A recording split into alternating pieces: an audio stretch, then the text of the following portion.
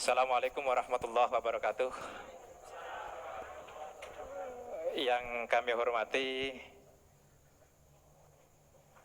para pembicara, Ustadz Samsul Arifin Nababan, Ustadz Insan Mokoginta, dan yang saya hormati Bapak Luga Tambunan dan Bapak Johannes Tambubolon. Tepuk tangan untuk mereka berempat. Acara ini adalah acara debat dengan tema Who is Jesus? Siapa sesungguhnya Yesus, siapa sesungguhnya Isa? Agama Islam dan agama Kristen mengenal begitu dekat siapa sesungguhnya Yesus. Kepada Bapak Luga, monggo dipersilahkan. Siapakah Yesus? Jadi waktu Yesus berjalan di muka bumi, dia dengan berjalan dengan 12 rasulnya, banyak anggapan yang mengatakan karena di bangsa Israel itu masih banyak yang belum kenal Yesus. Ada yang berkata nabi, ada yang berkata rasul, ada yang berkata bahkan ada yang mengatakan bahwa Yesus itu nabi palsu. Di Matius 16 waktu itu Yesus bertanya kepada orang-orang yang di sekeliling dia. Dia berkata, menurut kamu siapakah anak manusia itu? Yesus ngomong seperti itu. Siapakah anak manusia itu? Lalu jawab murid-muridnya, ada yang berkata nabi, ada yang berkata Elia, Yesus kata gitu. Terus mereka menjawab lagi, ada yang berkata Musa atau salah seorang di antara para nabi. Saudara tahu bahwa jawaban dari mereka ini sebenarnya sudah mewakili jawaban dari semua agama. Tetapi pada saat Yesus mendengarkan jawaban mereka ini, Yesus tidak mengatakan, itu benar, apa tadi, nabi, itu benar nabi. Yesus tidak marah seperti itu. Dia tidak pernah mengatakan seperti itu. Dia jalan lagi, menurut kamu siapakah anak manusia itu? Salah satu di antara para nabi. Dia lewat. Siapakah Yesus itu? Musa. Dia lewat juga. Karena jawaban ini adalah menentukan hidup yang kekal. Jawaban ini menentukan keselamatan yang kekal. Lalu Yesus bertanya kepada murid-muridnya yang 12 itu, menurut kamu siapakah aku ini? Dan kemuliaan Tuhan turun atas Petrus. Petrus menjawab, engkau adalah Mesias, anak Allah. Yesus langsung berkata begini, berbahagialah engkau Simon bin Yunus, karena bukan manusia yang mengatakan itu kepadamu, melainkan Bapakku yang di sorga. Dan saat itu juga Yesus mengatakan, mulai hari ini di atas batu karang ini aku akan mendirikan jemaatku, dan alam maut tidak akan menguasainya. Jadi banyak orang yang menjawab nabi. Di dunia ini banyak nabi utusan. Orang Yesus sendiri juga mengaku utusan kok. Yesus mengatakan aku diutus oleh Bapa. Nah kalau dia diutus kok dia Tuhan? Halo? Tetapi pada saat jawaban Petrus adalah jawaban yang diterima dengan dahsyat oleh Yesus. Sampai Yesus membuat suatu perjanjian kekal. Kepadamu kuberikan kunci kerajaan sorga, dan alam maut tidak akan menguasainya. Kunci kerajaan sorga tidak diberikan kepada orang-orang yang menjawab, nabi, utusan, rasul katanya.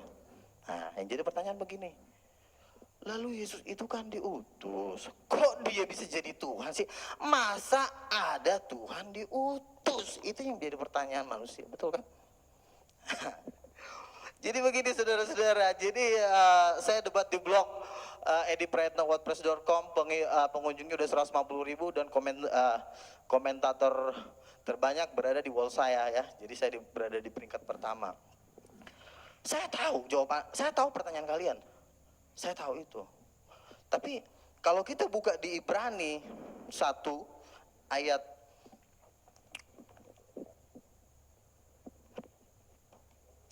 Ibrani 1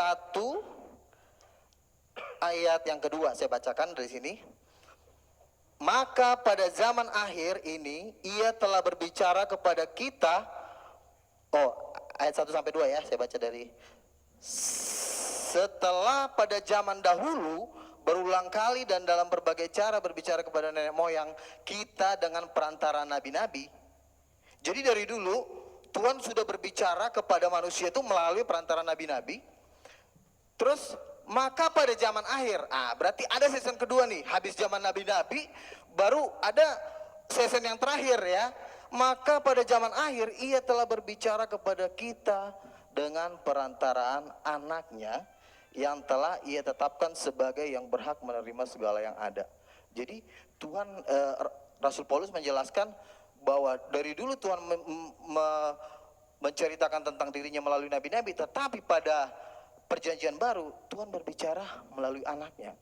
Saudara, kalau di dalam kerajaan sorga itu nabi-nabi itu disebut hamba-hamba Tuhan. Tetapi anak Allah itu bukan hamba. Saya adalah anak, saya punya pembantu.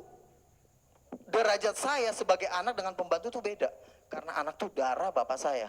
Jadi pengertian ini yang harus dimengerti. Jadi kalau waktu itu saya pernah debat dengan Dr. Saniumur, anak Allah itu artinya apa sih Pak?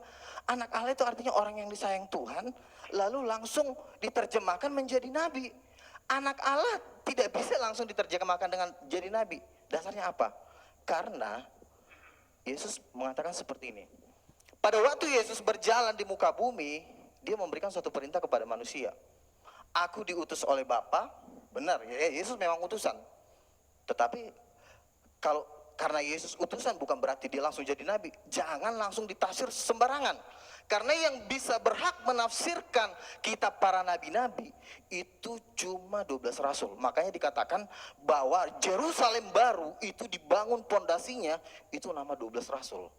Jadi jangan ada satu manusia pun sekalipun dia gelarnya doktor, profesor, mau dari Harvard, mau dari manapun, tidak punya hak menafsirkan kitab para nabi. Jadi yang bisa menafsirkan kitab para nabi itu cuma rasul.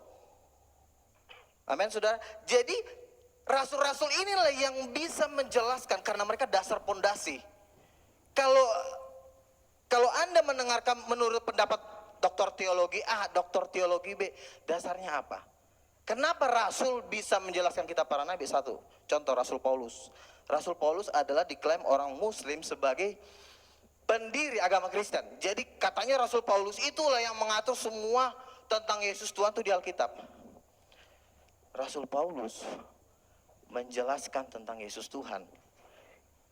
Itu nggak cuma ngomong, saudara. Itu diteguhkan dengan tanda-tanda mujizat. Siapapun tidak boleh menafsirkan kitab para nabi kalau tidak diteguhkan dengan tanda-tanda mujizat. Ada waktu itu Rasul Paulus menginjili seseorang, dia bilang begini, udah kau percaya Yesus Tuhan. Ada juga datang nabi palsu. Udah jangan dengar si Paulus. Paulus itu palsu.